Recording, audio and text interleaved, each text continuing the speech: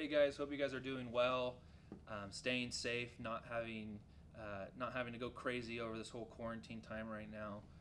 Obviously, you can see that's just me in this video. Brooke last week or last Friday, she had surgery, and so she is at home with Sienna, resting, and it was a real blessing for the surgery to happen, and it went great. So some good news, and thank you for everyone that reached out to her for that. Very much appreciated.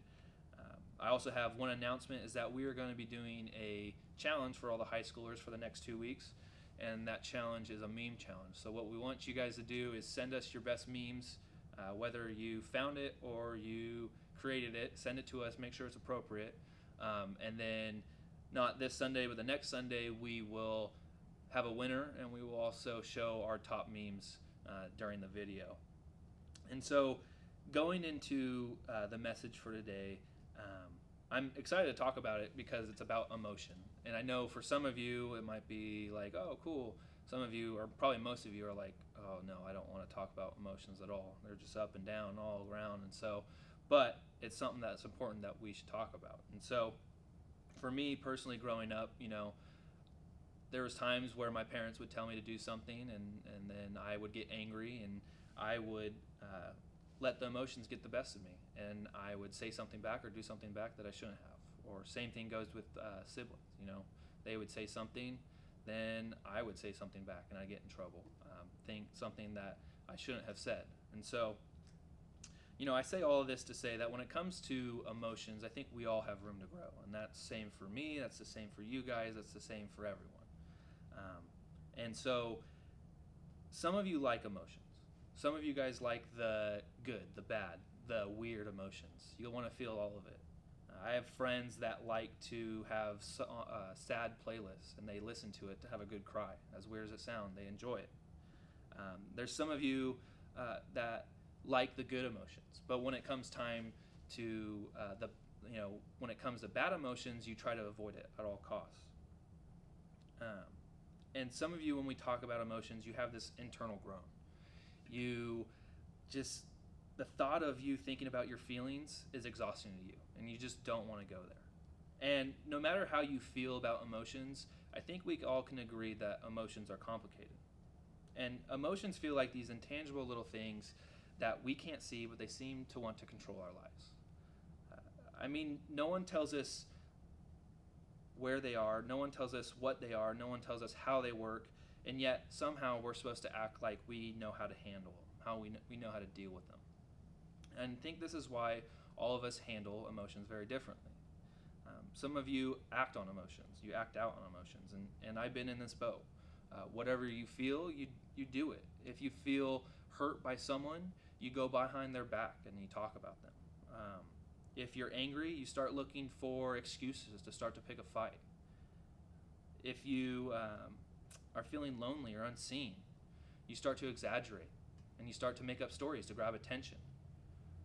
If you think it will make you feel good, you do it, you try it, and then you give into it. And then others of you, which I have been in the same situation as well, and maybe some of your friends, you shut down. Whenever you start to feel something uncomfortable, you numb it. You try to numb it yourself, whether that be with drugs, whether that be with alcohol, whether that be with relationships, whether that be with binge watching, social media. The list can go on and on and on and on. And maybe you run away from your emotions. You fill up your calendar. You're constantly hanging out with people. You're constantly hanging out with your friends because you're afraid that if you sit still for 1 second, all these bad emotions are going to catch up to you. Maybe you've gone through something hard and so emotionally heavy that now you don't want to feel anything. And yeah, the painful emotions aren't getting in, but also neither are the emotions that make you feel alive. And I heard it put this way once. Emotions are like toddlers. You can't let them drive, but you also can't just shove them in the back of the trunk. And as brutal as that sounds, it's true with emotions. So if it's not good to spew out our emotions onto everyone else, and it's also not good to just shut them down, how do we deal with emotions? And the answer is that we process them. And to process them, we first need to recognize where they come from. And our emotions are from God. When He created you, He specifically designed you to have emotions, not to overwhelm you, not to jack up your life, but no, he gave them to you, they gave them to us so that we can have a rich and a full life. And so we know this because of Jesus Christ, who was God's son. He was full man. He was fully God. He was perfect and without sin, yet he was full of emotions. He was ecstatic when someone had faith. He was angry when someone abused God's house. He wept with those who were grieving. He was disgusted with the religious hypocrites. He also had compassion for those who were suffering. And he loved us to the point of giving his life, of laying down his life. And so Jesus knew how to handle his emotions. And because he knew how to process them, or he knew how to handle his emotions because he knew how to process them. And even the painful ones. Just look at the night before he died. He was in the garden, and he was under extreme amount of stress, to the point of sweating blood. And that's the depth of emotion that Jesus had. But he doesn't take it out on others, and he doesn't shut down. No. He tells his Heavenly Father everything he's feeling. And he's begging him, if there's any other way, to let it pass. He's processing what he's feeling and why, but he aligns his feelings with God's truth. And he says, "Yet not my will, but yours be done." And that's found in Luke 22:42. So this is why Jesus is the safest place to process our emotions, because he gets it. He understands exactly what we're going through, and he doesn't judge us for it. And it's interesting to me that we won't share with God because, we're afraid and upset that he'll be upset with us feeling a certain way, or that he won't be able to handle it. But God's a big God. He can handle it, and he already knows, and he still loves you. And some of us won't share with God because we're ashamed, and other of us won't share with him because we think it doesn't matter. We think it doesn't matter. If he already knows, why do I have to tell him? And I've thought this for a long time myself, is, God, if you already know everything, why do I need to pray to you? Why do I need to tell you? But then I started to think about my friends. And I can know when one of my friends is going through a hard time, and I'm guessing that you guys can do the same thing. And I can know every detail of their situation and how they're feeling about it, but it's different when they come and tell me about it. When they trust me enough to let me in on what's going on in their lives, it's a deeper level of friendship. And when they don't come to me, it hurts them because they're trying to deal with it alone. And it hurts our friendship because it feels like they don't trust me enough to process those emotions with me. And when you don't bring your emotions to God, it hurts you because you don't process them.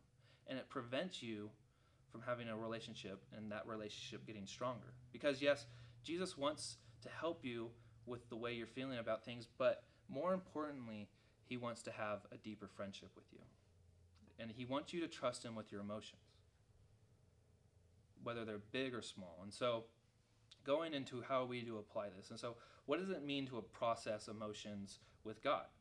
And it's basically just hitting the timeout button or the pause button and asking some simple questions. The first one is, what am I feeling? The second one is, why am I feeling this way? And the third one is, what am I going to do about it? And maybe your processing looks like running while talking to God in your head.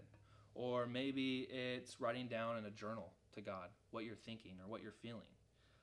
And I've recently started processing the ways to God, the ways I feel, by speaking out loud. And as crazy it might sound, when I'm out and about, when I'm doing chores around the house, when I'm mowing the lawn, when I'm driving around, I talk to him. And if, let's say, I'm sad, I say, God, I'm sad. Someone hurt me, and someone said this thing, and I'm really hurt about it. And I just talk to him, and I just continue to talk, and I know he's listening. And so the reason why we do this is because the emotions you're feeling aren't there for no reason. And most of the time, they're actually something else that's going on. And your emotions are trying to get your